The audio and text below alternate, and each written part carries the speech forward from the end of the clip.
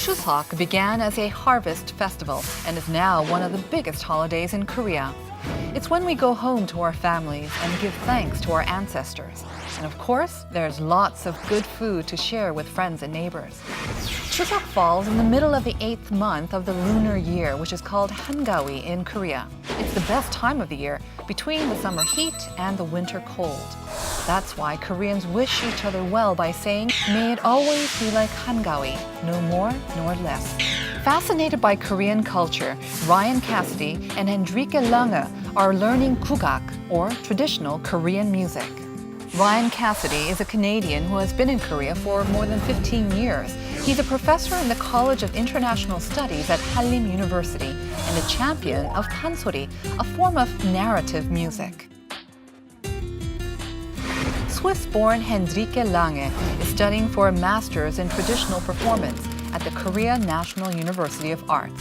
As part of her education, she is learning the percussion music of samulnori, with a special emphasis on janggu, the hourglass drum.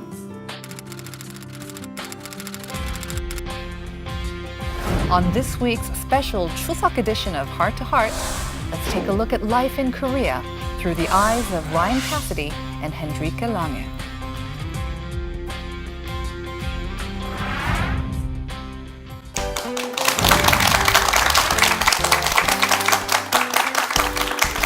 So thank you for coming on the show on this very special day, Chuseok. So happy Chuseok, first of all. Happy Chuseok. And may I say, you look very beautiful and very handsome in your hanbok. But your hanbok seemed to be a little bit different from the traditional hanbok. Could you explain a little bit? Yeah, my hanbok is based on what the farmers used to wear when they played the pungmul or nongak. Right. And basically it was white. And it seems that it had been developed when samulnori started to emerge. Samulnori is the kind of like modernized version of the pungmul. So when the samulnori emerged, they choose this kind of outfit. So nowadays it's kind of like the classical, typical samulnori outfit. Okay. And for you, Ryan? For me, this is pretty standard hanbok for being on stage and performing. It's pretty common in Pansori. And it looks like silk. Is it made It of is silk? silk, yes. Yes, very nice. Yes. So how many Chuseoks have you spent here in Korea? Can you remember back? Maybe 16 or 17, I guess. Wow. Okay. A long time. A long time. So you must be an expert songpyeon or rice cake maker. And No, actually, I've No? never gotten quite used to that. They always end up quite ugly. Okay. My mother-in-law You know what sends they me say away. about with the nicer your songpyeon, the prettier your daughter is supposed to be. And your daughter is very cute. I've seen a picture of her. I don't know who made the songpyeon then. Okay. Maybe your mother-in-law stood up. Yeah. And you, Hendrikje, how many Chuseok have you spent here? I am living now 4 years in Korea. So basically for Chuseok I had been here. Not every Chuseok I had been celebrating really, but some of them.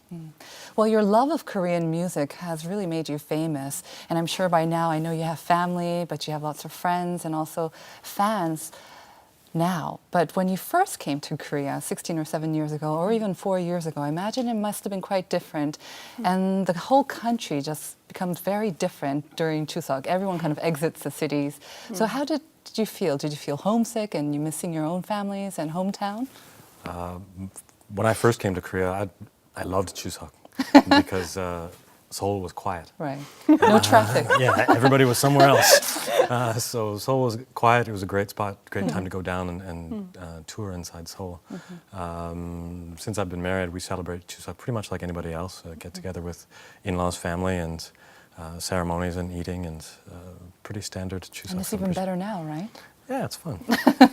And you? How was it the first time you came? Yeah, I mean, I had been visiting Korea many times before, so I already knew about Chuseok. And it's pretty much the same, actually. Sometimes I was really happy to have a quiet Seoul. And but it is true that sometimes also I felt quite lonely because I didn't fit in any family. So once I had been invited by a friend to her family, and that was really a nice experience. Yeah. And when you first came to Korea all those years ago, was it the love of kugak or traditional Korean music that first brought you to Korea? I know there are many different reasons why you would come to Korea, but what brought you to Korea first? I came to Korea really originally just for a short stay. I was planning only to stay for a year or two. That's what they all And say. yeah, happens a lot. And here I am. I didn't start learning Pansori until about 5 years ago. Okay. So I met Pansori quite late. But as I've been living in Korea, I've more or less always been interested in learning something here that I would never have an opportunity to learn, say, in Canada, back home. So I learned the martial art for a little over 8 years before I learned Pansori. So I've always kind of tried to take advantage of what's available here and learn what I can about Korea. But Pansori is difficult, I think, even for most Koreans, including myself. What was it about Pansori that drew your attention and you decided to try that out? I saw who's now my teacher, I saw her perform in Chuncheon a few times, and it's kind of hard to explain what the attraction was to it, but it's such a simple presentation style. It's one singer and one drummer, and it looks so simple. But with that very simple musical presentation, you can express really complicated emotions, and you can, a good sorikun, good singer, can actually make the audience visualize the narrative of the stories in their head and feel the emotions of the story. And even if you don't understand all of the lyrics, a good sorikun can be successful in communicating that emotion. And that was, I think, probably the first sort of appeal. I had no plans of learning it at first because just seemed too difficult, seemed way out of reach. But my teacher suggested, why don't you try it? But you must have also loved to sing before. Oh, no. No? No. No. I confess, I think I remember seeing an interview with you saying that you had quite a traumatic experience when you were in elementary school. I wouldn't say it was traumatic, but when I was in elementary school, the music teacher cut me from the school choir, right. And I wasn't traumatized by it at all, really. I just thought, okay, I'm not a singer. Okay. This isn't, one of my skills. I didn't really think about it much after that, but I never, ever really, I don't enjoy going to noraebang. Singing You did enjoy it? I don't at all. Even now? Now still, I don't go to noraebang. When people say, let's go to noraebang, I'm the guy that's sneaking away quietly, going home. Or just shaking the tambourine, yeah? No, I don't even go in there. Oh, you don't even do that? No, even you just try to go and shake the tambourine, somebody tries to get you to sing. And That's true. I don't like it, so I usually just take off. So I've always enjoyed listening to music, and I've always enjoyed really diverse styles of music, but singing was never, ever going to be a strength for me. So, Hendrikje, I know your story is quite different. You came here specifically for kugak, right? Yeah, that's right. Yeah. So it's actually that my whole story with Korea started by samulnori. So it was completely by coincidence that I got to know the janggu. I saw a Swiss dancer and she was dancing with the janggu dance. And it was so attractive to me to see her dancing and drumming at the same time. So I asked her what kind of weird instrument is this? So she started to talk about Korea and janggu and samulnori. So by then I actually hardly knew where Korea is. I just knew somewhere in East Asia, but had no idea about Korea. And then by starting to learn playing the janggu and later get involved with the samulnori, and also Korean teacher visiting Switzerland, I gradually grew into it more and more. Yeah. And what was it about janggu? I mean, was it the sound? Was it the shape of it that drew you? What was it that fascinated you about the janggu? Yeah, actually the shape is really pretty as well. And I mean, also it was attractive that actually the janggu has two sides which sound different. So we have the left side, which has a lower sound, and the high-pitched sound and the right side, which means this drumming is not only just one sound, like kind of noise, but there is actually a melody emerging. And then it was so beautiful, this switching over with the kumche. So already this was like kind of a dance to me. This was one of the reasons why I fell in love, and especially also the dancing and drumming at the same time. So today I played in the sitting position, but actually the most beautiful piece to me are the dancing pieces. Requires a lot of coordination, I can imagine. Yes, right? Yeah. definitely. Well, Koreans have a distinctive sense of joy that's usually called hung, and also affection, which is referred to as chong. But our guests are no strangers to these distinctly Korean expressions. And thanks to them, today's episode will be full of joy and light like the full harvest moon. So stay with us for more Heart to Heart.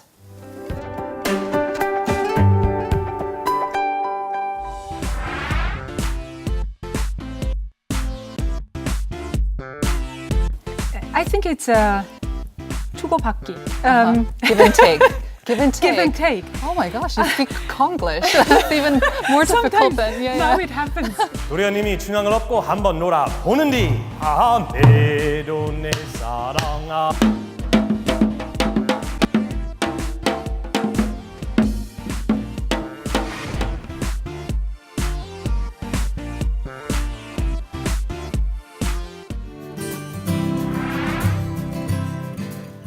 Ryan, Cassidy and Hendrikje Lange are no longer just foreigners who do Pansori. They are rightful members of the Kugak community and representing the best of traditional Korean music. So let's talk to them more about life here in Korea.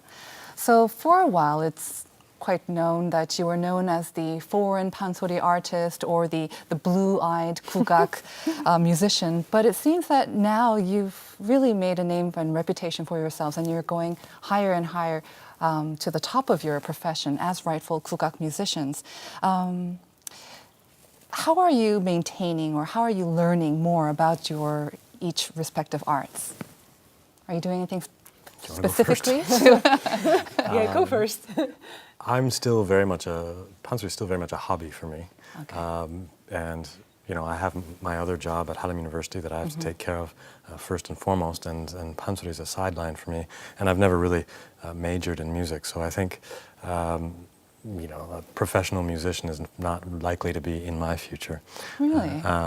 No, I don't think so. I think it's a great hobby, and that's likely where it'll stay. So in the my income life. is not that good? Is that a problem? It's or? not about income. It's just about. For me, it's a wonderful hobby, and it's a wonderful way to get to understand Korea, but it's not going to be something that I major in. Right. And I know that during the school year, the school term, you're very busy with your job at Hallym University. But how do you maintain your skills? And do you still meet with your teacher and practice all the time? I meet my teacher at least once a week, and lessons vary depending on her mood, from 15 minutes to 2 hours, and then practice on my own. And so when there are concerts coming up, and you know, I have to find time to practice, and that's actually really difficult, because it's not something, you know, like samulnori, you can't practice in your house. It's just too loud. So finding places to practice for me is really difficult. Have you thought about maybe starting up a Kugak club at your university? They have a Kugak club at the university, but they don't have a place to practice either. They usually practice outside. But actually, I usually practice outside. There's a park not far from my university campus that I can get to within 5 or 10 minutes, and usually go and stand in the forest and sing to the trees. But there must be people also passing you by. Don't they look at you kind of funny? From time to time, I get a few strange looks. Sometimes I go way into the woods where people can't see me, but then if they hear it and then see me walk out, then they're looking to see who's following, like who is actually doing the singing, because the outer appearance doesn't quite match with the music. And what about you, Hendrikje? That's funny. That's really funny. I love that story. Because I mean, your pronunciation, I'm sure, is perfect, right? When you're performing, so they won't think. Depends that, who you ask. If you ask my teacher, she'll tell you it's very far from perfect. Oh, okay. Particularly with Pansori, she really emphasizes accurate pronunciation, because if it's not pronounced properly, the audience won't understand it. And for me, there are still some sounds in Korean that are hard to get my mouth around, but she really emphasizes that. Sounds like a very stern teacher. Hard. She's a great teacher. I mean, she has a standard, and she's not prepared to lower that standard for what she expects. And that's one thing that I really appreciate about her is that she has never ever said, "Oh, that's good enough for a foreigner. Never. I mean, you mentioned that it's a hobby, but I know that you've also entered some Pansori or traditional Korean music contests, and you've done quite well for yourself too. So, yeah, I went in contests, but the contests have different sort of categories for contestants, and so the higher level, those people are professionals that are competing for President's Awards and Myeongchang category. I'm in the beginner category. You've got to start somewhere, right? Start somewhere, yeah. And what about you, Hendrikje? I know that you're studying Kugak at school. You're doing your master's degree, right? Yeah. It finally turned out that I'm doing this. I hadn't been planning it, basically. I just kept playing as a hobby in Switzerland, back in Switzerland. And we even had a Swiss samulnori team. And together with the team, we also visit Korea, played at the festivals or competitions. So I kept going and visiting Korea almost every year. And then by doing so, I also met Master Kim Dok-soo. So, and then at a moment, I felt like actually I'd like to live in Korea for at least 1 year. And I decided to give up my job in Switzerland and move to Korea to just experience the real Korean life. And then when Master Kim Dok-soo heard about this plan, he actually suggests me, why don't you come to my university and pursue the master's degree? So, and then I thought, well, oh wow, I haven't been thinking about that. Because again, I mean, you didn't have any professional background in music. I mean, you played an instrument, but it's quite different from doing a master's, Yeah. My profession had been a psychomotor therapist, which is a therapy by movement. But music was always a part of my life. Since my parents were musicians, I've grown up with European classic music, and I had been playing the harp when I was young. And when I've been grown up, maybe in my 20s, I think I took some vocal lessons. So I had always been interested in music, but actually, I had never been planning to do that kind of what we call the world music. But it just happens when I saw the samulnori. So Master Kim Dok-soo suggested you attend his school or apply for that. And I imagine that must have been quite daunting. It's a completely different culture, different country, also a new instrument for you, relatively still new. How difficult was it to apply and get accepted into the program? I mean, I had been working very hard to prepare for the entrance examination. I was very nervous for that. But at the same time, I knew that because I am not Korean, all the professors would know that I could not be at the same level like the Korean students. So I had some confidence that they would watch me with some generosity, and they did, fortunately. So I was accepted in the university. And then, but I must say that actually really skipping from the hobby level, the amateur level, to the university level was really hard, and still is actually very demanding. Because when I saw and heard my fellow students, even the undergraduates, the first graders, I couldn't follow them playing. They were so good and so skillful. So I was really also struggling with that kind of shock to realize how few actually I knew. And also realizing that during my studies I could achieve only a small part of the whole thing. Right. But you know, we mentioned some Korean words like hung and jong, which are very uniquely Korean sentiments, I think. And you mentioned that Pansori is kind of telling a story or drawing a picture with sound. And of course, Pansori, the janggu is, and part of samulnori is very sort of joyful and emotional. So you kind of have to know, I think, the Korean sentiments of jong, of hung, and also even han, probably. But it's very difficult to translate directly into English. So I'm really not going to try. I said joy and affection, but I'm going to ask you to try it, Professor. Professor, I think you can do probably a better job of how to interpret those terms into English. There is no interpretation of those words into English. Lots of people have tried. Hung is hung. I've heard someone People- pronounce it as hyung, by the way. Hyung. Yeah. No, not hyung. Hung, han, jung, all of these words, if you're going to understand Korea, you need to understand these, but it's not a case of translating, it's a case of feeling them. And in my experience, they're really not unique sentiments to Korea, but what's unique about Korea is that they have names for them, which tells you that those particular sentiments are very important to this culture and this society. The fact that there are terms in Korean that exist for these. And people try to translate them, but it's always a little bit awkward. Right. And really, at the end of the day, kimchi in English is kimchi. Hung is hung. Han, if you compare Han to descriptions of blues, and if there's a great jazz documentary where Wynton Marsalis is explaining what the blues is, and if you substitute the word Han through his interview, you would get a really accurate depiction. Okay. And so I think universally people know the feeling when they experience it. People know it, but they don't always have a term for it. There isn't really no direct translation possible. And so you sort of became familiar with these sentiments or these terms while living in Korea, but for you, coming to Korea 4 years ago and then learning kugak and learning about Korea all over again, does learning about those sentiments also help you understand the music and the sort of the philosophy of the music as well? Is it helping you living here and just being immersed in those sentiments? Yeah, I think it helps a lot living here.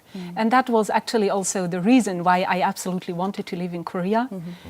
The other reason was just an emotional reason. I was longing for Korea always, so that's why. So, but the interesting thing is actually also that those sentiments, they are included in the music. So the interesting thing is actually while practicing that music, while doing my best to express the music and follow my teacher, I suddenly start to feel these feelings. You know, you keep playing dong dong kung dong dong dong kung dong, and you keep practicing because it doesn't work again. And then there is a moment, especially when you play in the team, where something is happening. And then you suddenly forget yourself and just keep playing, and then you are in the jazz musician, they call it the flow. Or the zone or something like that. Yeah. Something is happening and some joy coming up, some excitement, and then you start to feel it by just working on the music. And that's really interesting, I think. And I know that you said that Pansori, or learning Pansori, has actually helped you to gain a better understanding of Korea, despite the long time that you've spent living here. For example, Chunyanga, what does that tell you, or what have you learned about Korea and its history through Chunyanga? I haven't learned a lot of Chunyanga. Most of what I've learned is Shimcheonga. And the narrative itself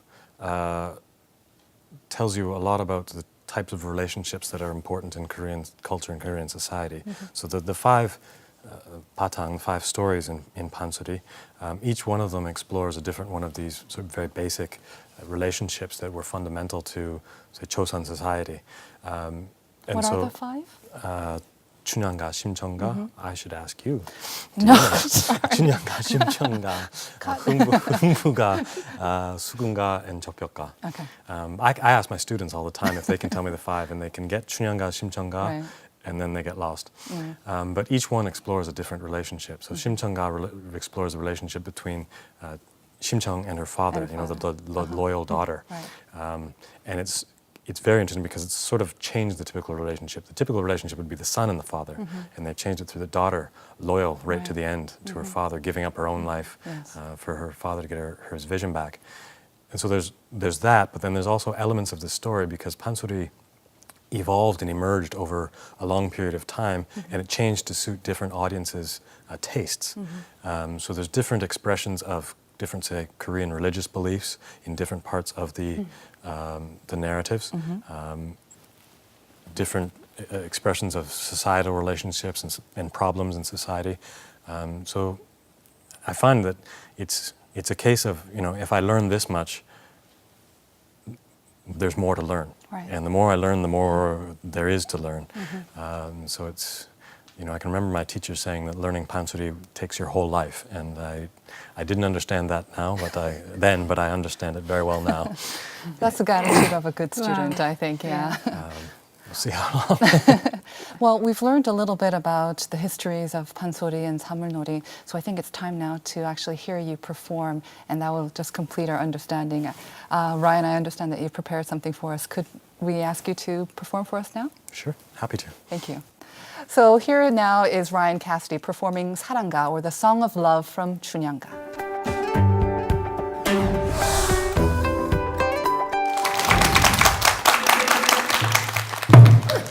도련님 어찌 불길하게 사후 말씀만 하시나이까?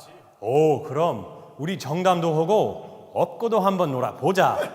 도련님이 춘향을 업고 한번 놀아보는디 이리 오너라 업고 놀자. 사랑 사랑 사랑 내 사랑이야. 사랑 사랑 사랑 내 사랑이지. 내 사랑이로다. 매도 내 사랑아.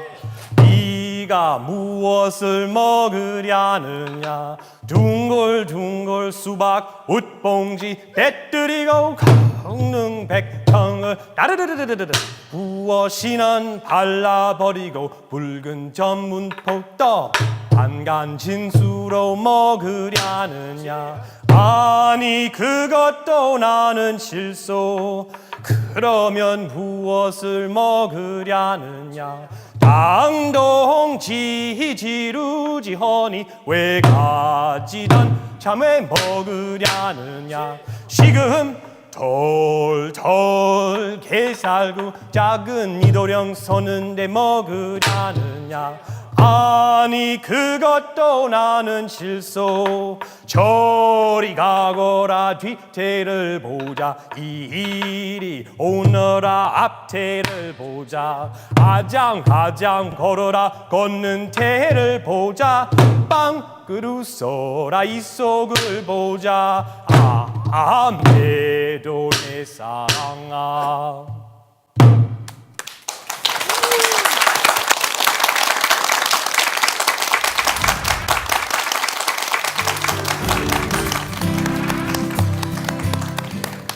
That was great. So 사랑가, the Song of Love from 춘향가, is that your favorite Pansori? It's one of my favorite, yes. It's one of the first ones that I learned, and I'm pretty sure it's the first one that I saw.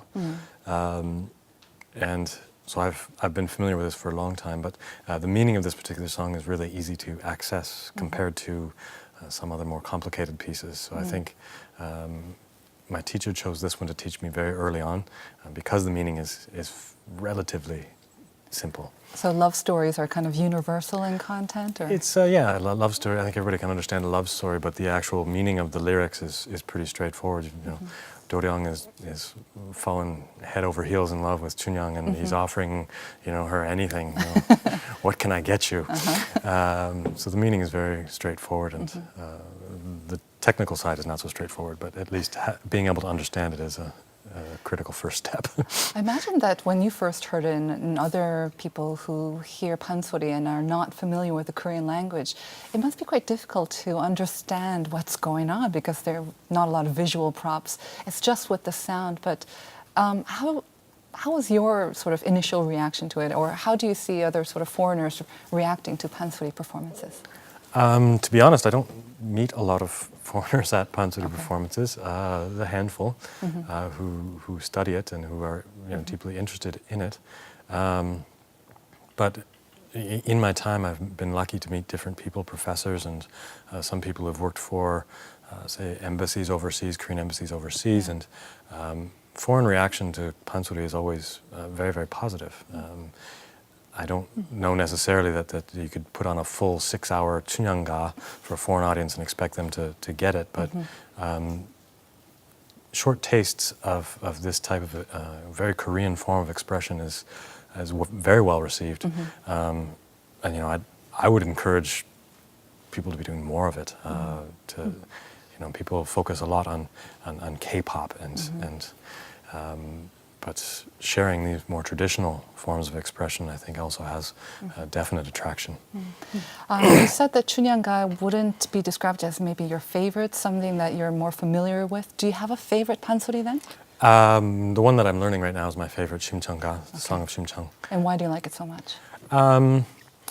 I think the story is very unique, first of all. The story of this very devout young daughter sacrificing her own life to try and get her father's vision back. Right. And then, just when it looks like all has failed, and then at the end, boom, he does get his vision back. It's a really interesting story. Chunyanga, I mean, they're all interesting. If I live a really long time, maybe I can learn them all. But learning one takes an enormous amount of time. So, the version of Shimchanga that I'm learning is anywhere between 4.5, 5 hours long in total. And because, as was mentioned before, I am learning this as a hobbyist, not as a major, it takes me a little longer to get through this, because depending on my work schedule and other things, my practice time goes up and down. But I'm in no great rush to, I'll learn it as I learn it. I mean, 4 to 6 hours seems like a very long time. It could be almost daunting for some people who may be thinking of going to a Pansori performance, but they're actually longer performances, right? Yeah, Chunyanga is the longest. Which is? Some anywhere between 6 and maybe 8 or more hours. And no breaks, you said, for the performer. Some breaks for the audience, but modern not for the performer. performances usually have breaks. Okay. Traditionally, long ago, they wouldn't have had breaks. They would have just carried on, and the relationship with the audience is a very intimate relationship. They're very close, and the audience interacts with the performer, and you create the stage feeling that you described earlier, the pan. You create that together through your How interaction. do the audience interact? Or? It's called chuimse, little sort of shouts of encouragement that the audience and an audience that understands Pansori will participate with the singer. So by filling the sort of the blank spots, the empty spots, filling the voids with the audience's participation of And so that adds to the hung, and it That also adds to gives you energy. It gives an enormous amount of energy, and you have to experience it to understand it. What about with an audience who are quite quiet and reserved and Quiet conservative? Quiet audiences are scary. Because you're not sure whether you're doing it right or wrong? Or? No, you're pretty sure you're doing it wrong. Oh dear. That's how it feels. I mean, I went in, the first time I experienced this was in a contest, and I sang Haranga at that contest, and as it turned out, I was the only foreigner there. And in fact, I was the first foreigner to have ever attended that concert. I had no idea. You had no idea. I had no idea. They won't tell you these I things. walked in blind, and the audience reaction was overwhelming. And you draw so much energy from that, but also from your drummer. Your drummer is busy interacting with the singer as well, and Right. you create this sort of upward spiral of energy that it's really amazing. Hendrikje, I know that you said you learned janggu, or that you absorb things almost through like osmosis. And when you play the janggu, that also happens as well. So how would you describe, I don't know, the Korean sentimentality or sensibility? Do you think, have you learned the Korean sort of sensibility through the janggu? Are you learning that? Yeah. It's a How bit can I difficult. say? Yeah. I mean, I think it's 주고받기. Give and take. Give and take. Give and take. Oh my gosh, you speak Konglish. It's even more difficult Sometimes than, now it happens that I don't remember the English words. You've reached that level now. You know, it might be that the reason I was attracted to samulnori was because it fits to my own character or my own sentiment. And then at the same time, I also, by learning samulnori, I receive some Korean sentiment and start to understand better about. So, I mean, when it comes to that kind of folk art music, what we are talking now about is, what I feel is that it's really very, very intense grief, very overwhelming joy. Right. That so it is a huge range of sentiments. So it gives a kind of depth to the music. And this was actually also one reason why I was so touched by, when I saw my first time the samulnori performance by Korean performance. Because it was a really, really deep feeling. It was not only just funny or joyful, having fun, not this. It was joyful, but there was very, very deep root. And that's very typical to me for Korean traditional music, actually.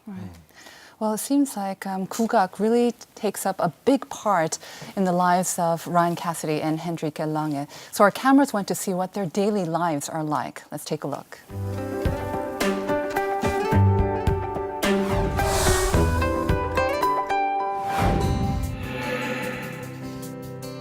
Korea National University of Arts is located in Seongbuk-gu in Seoul. In 2012, Hendrikje Lange was admitted to the school as its first foreign student. Now she's busy practicing for the graduation concert in October. I'm very nervous for it because I feel still I'm actually not 100% prepared, and time is quite short now to prepare. But I think now, while practicing, while preparing for the graduation concert, I again will learn a lot. 이렇게 위로 올라가서 여기서 약간 힘을 빡. Senior students who share Hendrikje's enthusiasm for traditional music are happy to help. They watch her practice and offer her comments and advice. 연습 안 해오거나 하면 좀 야단도 쳐요. 제가 나이도 어린데 불구하고 야단도 치긴 하는데 헨드리케 열정으로 치면 뭐 지금 학교 다니는 한국 학부생이나 대학원, 저는 대학원생인데 대학원생들하고 못지않게 열심히 하려는 그 마음만큼은 뭐 연습실 와도 청소도 먼저 다 하고 악기 정리, 뒷정리까지 다 하는 모습이 저는 사실 선배로서 조금 보기 좋습니다. Hendrikje came to Korea because she was fascinated by samulnori. Amidst the pounding rhythm and beat of the music, her passion for it is almost palpable.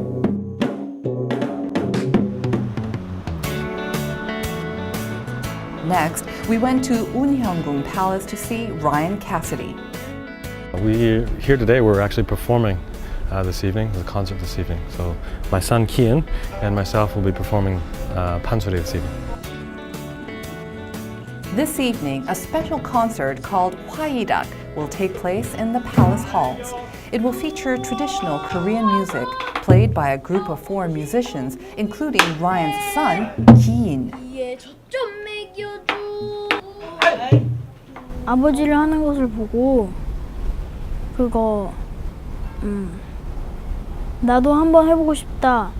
옛날에 쓰던 어려운 단어들, 또 역사 같은 것, 또 옛날에 옷 그런 것을 배울 수 있어서 좋아요. During a simplified rehearsal, everyone reviewed the order of the program and their movements on stage. 라이언 같은 경우는 다 판소리를 통해서 한국인을 더 많이 이해하고 한국을 사랑하게 됐다고 이야기를 해요. 그래서 저분들이 하는 게 뭐 얼마만큼 잘하냐 이런 것보다도 저분들의 진정성에 좀 포인트를 맞췄으면 좋겠습니다. Finally, the curtain goes up and the concert begins with a performance from Kiin, Ryan's son.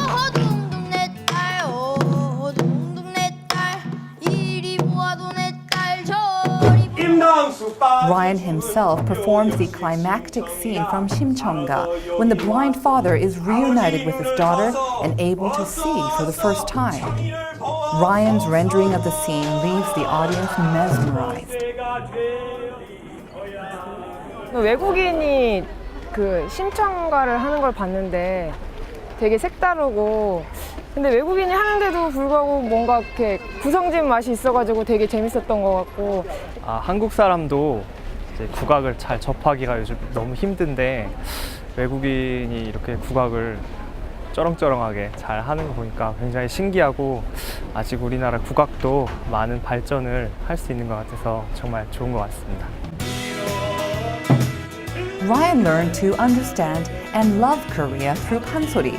As his appreciation for Pansori deepens, we hope his affection for Koreans will grow too. Ryan, Cassidy and Hendrikje Lange may not have been born here, but they are making an enduring contribution to traditional Korean music.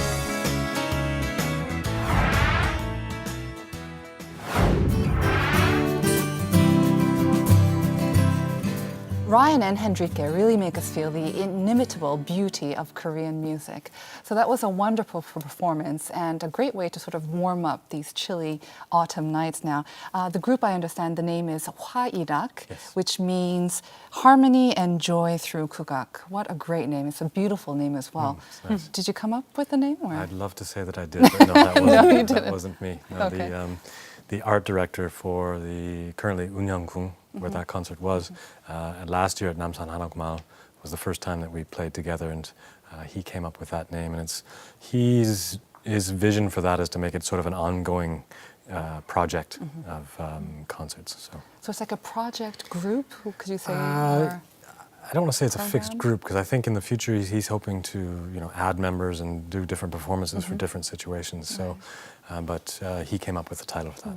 I understand, Hendrikje, you also played with Hwairak, right? Yes, yes. How was I that like? It was really nice because now since I live in Korea, I have actually lost my samulnori team because they are back in Switzerland. Of course. So I was actually longing for the possibility to perform because it also helps a lot. When you just keep practicing, nobody is watching you. And when something goes wrong, you just stop. You can't do that on stage. And also the interaction with the audience is not there. So I was really happy I got involved in that.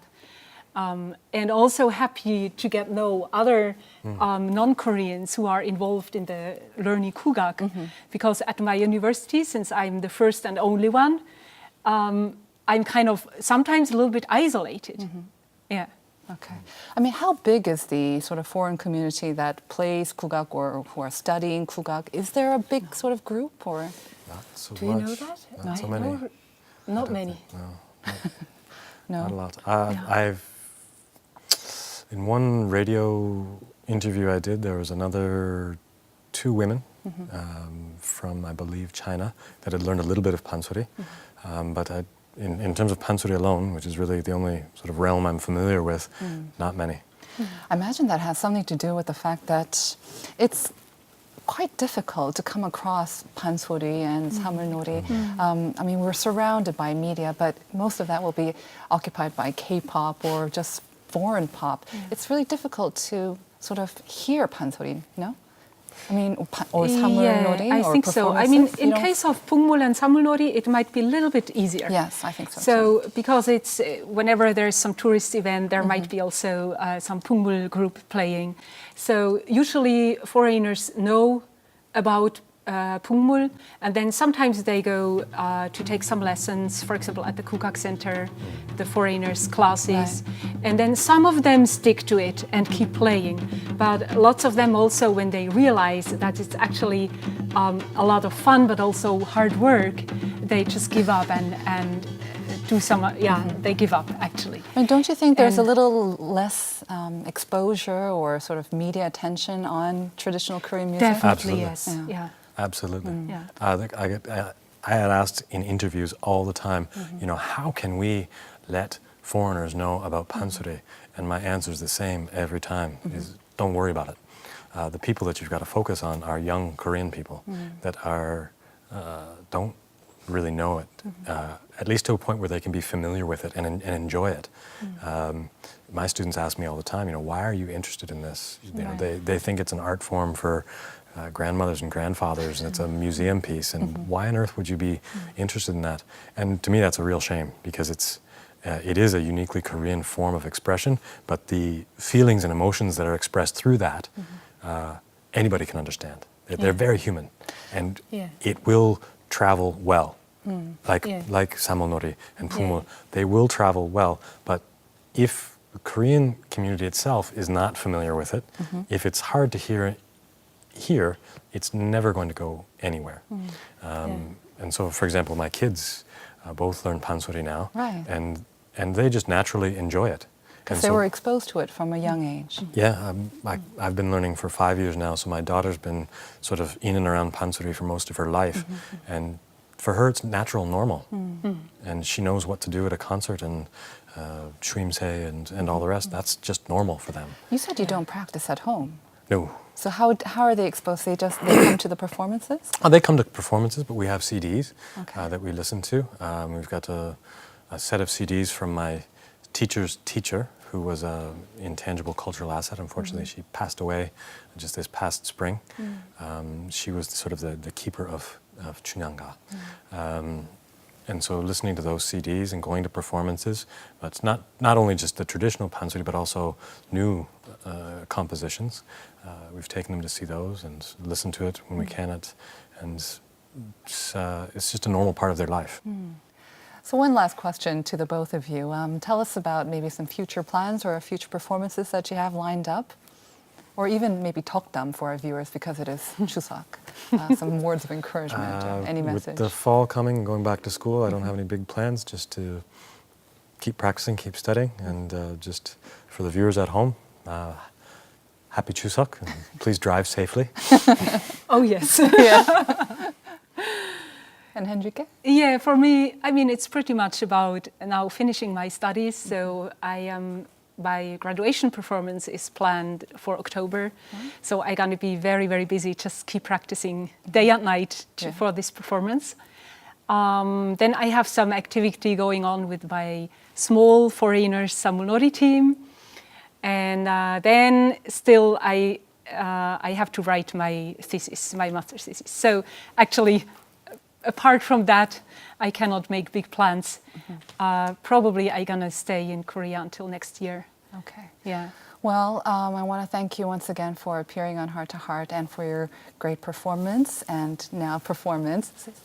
I wish you a very happy Chuseok, and hopefully we can hear you once again on Heart to Heart or on Arirang TV. Thank you once again. Thank you very much. And I'd like to thank you, our viewers, for joining us here on Heart to Heart, a very special edition of Heart to Heart that was as full of light and joy as the full harvest moon. May it always be like harvest moon, and hangawe to you too. In the end, we're going to finish off with a special performance by Hendrikje Lange on the janggu. Thank you very much and see you next time. Bye-bye.